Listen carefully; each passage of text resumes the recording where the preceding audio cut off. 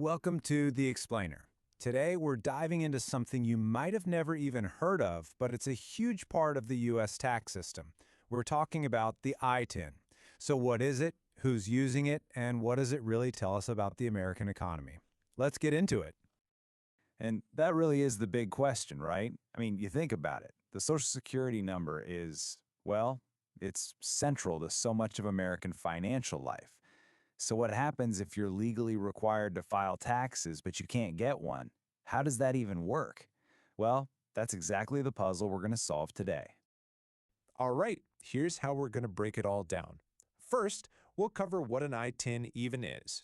Then, we'll look at who uses them, how you apply, the pros and cons for the people involved, and finally, we'll zoom out to see the bigger picture.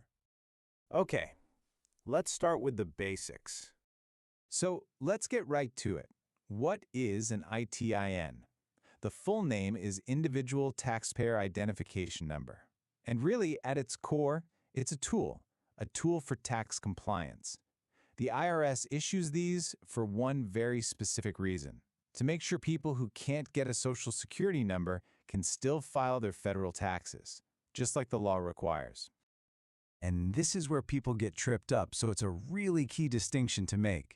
Think of a Social Security number. That's for tracking your earnings for things like retirement benefits, right? An ITN, on the other hand, is used only for tax stuff. That's it. And here's a little pro tip for you. You can always spot an ITN because that 9-digit number will always start with the number 9. Okay, so just as important as what it is what it is not. And this is huge because it's where a lot of the confusion comes from. An ITIN does not authorize you to work in the U.S. It does not give you Social Security benefits, and it absolutely does not change a person's immigration status. Its purpose is singular: filing taxes. That's the whole ballgame. All right, so we've got a handle on what an ITIN is. The next logical question is, who's actually using them? And the answer here might not be what you think. It's a way more diverse group of people than you'd probably guess. You know, when most people hear ITIN, they immediately think of undocumented immigrants reporting what they've earned, and yes, that's a big part of it. But the user base is actually so much broader. It also includes folks who are lawfully present in the U.S., but for one reason or another, don't qualify for a Social Security number. We're talking about people like certain international students, survivors of domestic violence, and even some spouses and children of people here on employment visas. And listen, we're not talking about a tiny group of people here. Not at all. As of the end of 2022, there were more than 5.8 million active ITINs in use. So this isn't some niche, obscure little program. It's a really significant piece of the entire U.S. tax infrastructure. Okay, so if someone needs one of these, what's the process? How do they actually go about getting an ITIN? Let's walk through how it works. It really boils down to 3 main steps. First, you have to complete a special IRS form. It's called a W-7. Now here's the crucial part. You can't just apply for an ITIN whenever you want. You have to attach that W-7 to a valid federal income tax return. That's how you prove you actually have a reason to file taxes. And last, you have to provide proof of who you are and your foreign status, and this means sending in original documents or official certified copies. And this right here, this is the document that kicks the whole thing off. Form W-7. It's pretty straightforward. It asks for your basic information and why you're applying. So you take this form, bundle it with your tax return and your ID documents, and that's the complete package that goes to the IRS. Okay, let's shift gears a bit and get to the human side of all this. For the actual people using this system, it's not just paperwork. Filing with an ITIN is a really big decision, and it means weighing some pretty significant risks against some potential rewards. For a lot of folks, like Ernesto, the reward is all about building a record.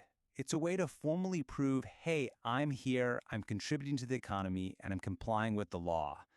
And you can imagine, for anyone who might have a shot at immigration opportunities down the road, having a solid history of paying taxes, well, that's seen as powerful proof of good character. It shows you're integrating into society. But the flip side is that the risks are very, very real. The U.S. tax code is, well, it's a beast. It's incredibly complex, and a simple mistake can end up costing you a ton.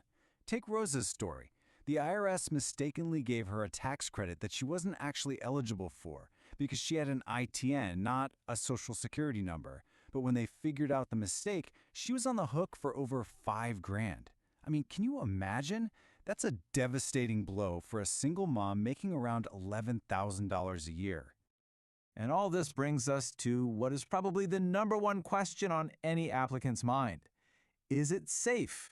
Is my information safe with the IRS? What are they going to do with all this personal data I'm handing over? Well, the answer is, it's complicated. Generally speaking, yes, it's safe. There's a part of the tax code, Section 6103, that has really strong privacy protections. It basically forbids the IRS from sharing your info with other agencies, like immigration enforcement.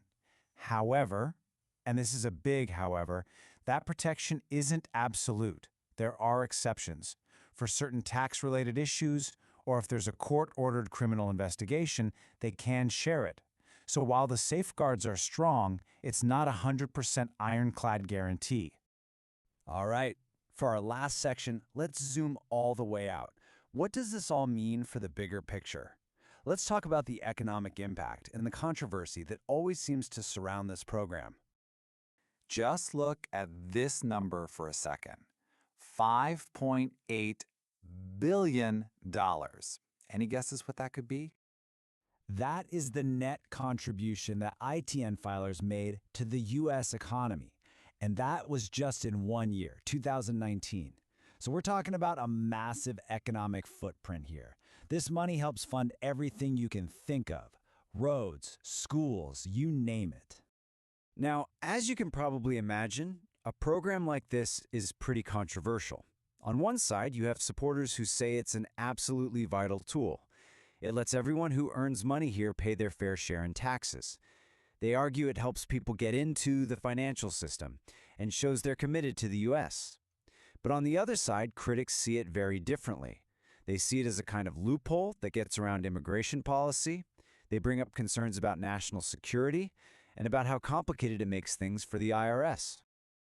So, what's the verdict? Is the ITIN just a simple tool for paying taxes?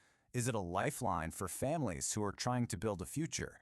Or is it a flashpoint in a huge, ongoing national debate?